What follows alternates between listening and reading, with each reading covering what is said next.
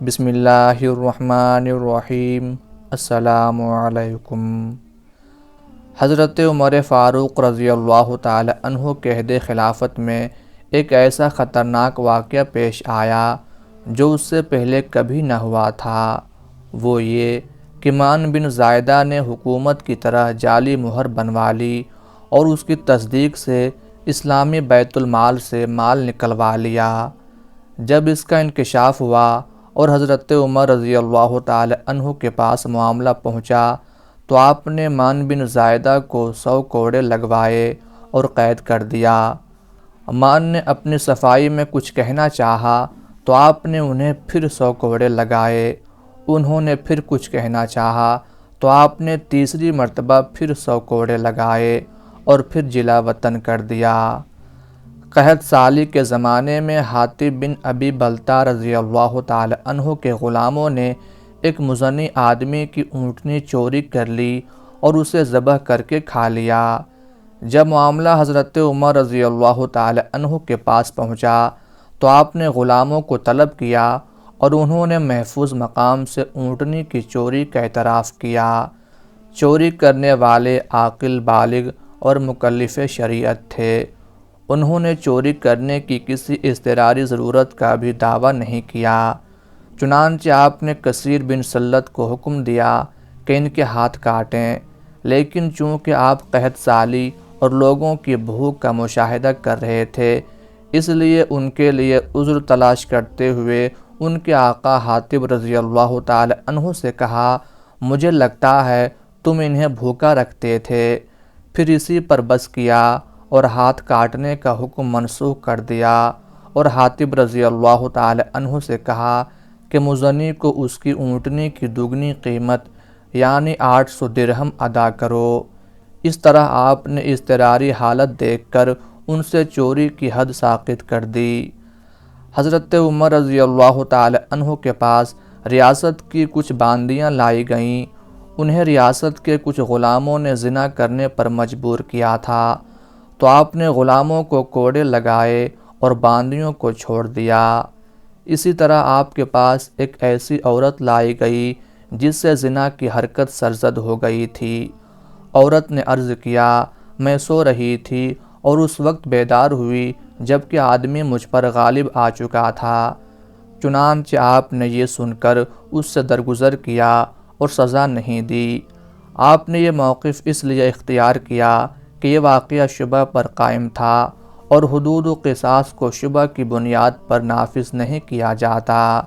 بہرحال جبر و اکراہ خواہ زبردستی قابو میں کر لینے کی صورت میں ہو یا قتل وغیرہ کی دھمکی کے ذریعے سے ہو، دونوں میں کوئی فرق نہیں۔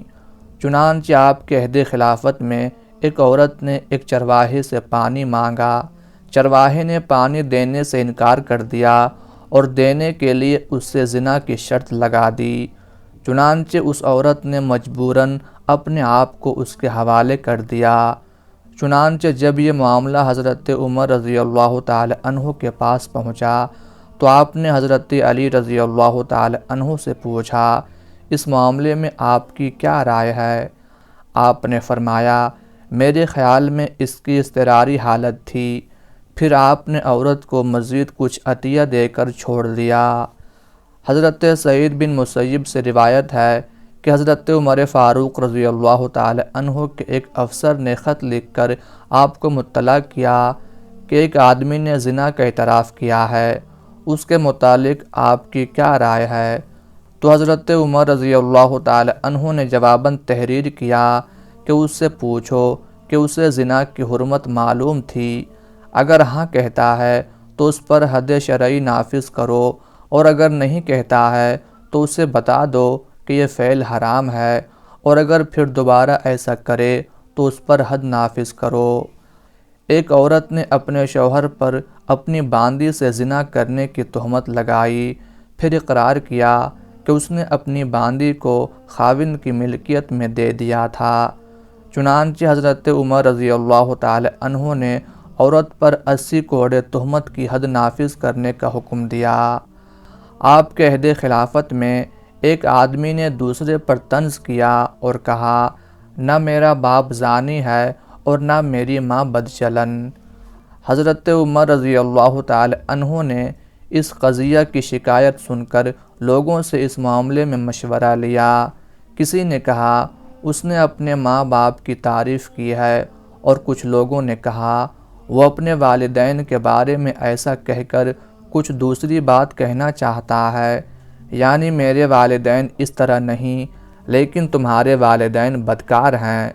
ہماری رائے ہے کہ آپ اس پر تہمت کی حد نافذ کریں۔ چنانچہ آپ نے اس پر 80 کوڑے تہمت کی حد نافذ کی۔ گویا حضرت عمر رضی اللہ تعالی عنہ نے تہمت پر مبنی طنز و اشارہ پر حد نافذ کی، اس لیے کہ قرینہ صاف ظاہر تھا۔ وہ آدمی اپنے فریق مخالف پر اشاروں میں تہمت لگا رہا تھا، کیونکہ یہ بات اس نے کافی گالی گلوچ اور لڑائی جھگڑے کے بعد کہی تھی۔ پس عمر رضی اللہ تعالی عنہ کی اس سلسلے میں کارروائی اس سیاست پر مبنی تھی کہ اس سے احمقوں کو تادیبی سزا بھی مل جائے اور پاک دامن لوگوں کی عزتیں محفوظ رہیں۔ آپ کی یہ حکیمانہ سیاست تھی جو کتاب و سنت کے خلاف نہ تھی، بلکہ شریعت اسلامیہ کی روح و اساسی مقاصد کے بالکل موافق تھی۔ حضرت عمر رضی اللہ تعالی عنہ کے عہد میں 2 نیک نوجوان تھے جن میں مواخات کا رشتہ تھا۔ ان میں سے ایک غزوہ پر جانے لگا اور اپنے بھائی کو نصیحت کر دی کہ ہماری آل و اولاد کی دیکھ بھال کرے گا۔ چنانچہ ایک رات اس کا بھائی اس کے بیوی بچوں کی خیریت معلوم کرنے گیا تو دیکھا کہ گھر میں ایک چراغ جل رہا ہے اور ایک یہودی اس کے بھائی کی بیوی کے ساتھ گھر میں موجود ہے اور شعر پڑھ رہا ہے۔ میری وجہ سے اسلام کی چمک داغدار ہو گئی۔ میں اس اسلامی مجاہد کی بیوی کے ساتھ طویل رات خلوت میں رہا۔ میں اس کی دوشیزہ کے ساتھ اس کے پستانوں سے لپٹ کر رات گزارتا ہوں اور وہ چٹیل تنگ زمین میں رات گزارتا ہے۔ رانے اور شرمگاہ اس کی ایسی جماعت ہے جو استقبال کے لیے اٹھ کھڑی ہوئی ہے۔ یہ منظر دیکھ کر مجاہد کا بھائی اپنے گھر آیا، تلوار سونتی اور اپنے بھائی کی بیوی کے پاس پہنچا اور یہودی کو قتل کر دیا، پھر اسے ننگا کر کے راستے میں پھینک دیا۔ جب صبح ہوئی تو یہودیوں نے دیکھا کہ ان کا ایک آدمی قتل کر دیا گیا ہے اور قاتل کا پتہ نہیں ہے۔ چنانچہ وہ سب حضرت عمر رضی اللہ تعالی عنہ کے پاس آئے اور واقعہ سے آپ کو آگاہ کیا۔ آپ نے الصلاۃ جامعہ کی ندا لگوائی، لوگ اکٹھے ہوئے اور آپ منبر پر تشریف لے گئے۔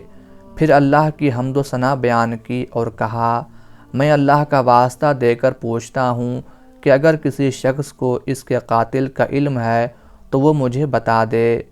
وہ نوجوان کھڑا ہوا اور حضرت عمر رضی اللہ تعالی عنہ کو وہی اشعار پڑھ کر سنائے اور واقعہ کی تفصیل بتائی۔ حضرت عمر رضی اللہ تعالی عنہ نے کہا، اللہ تیرے ہاتھوں کو مضبوط کرے، اور پھر یہودی کا خون مباح قرار دیا۔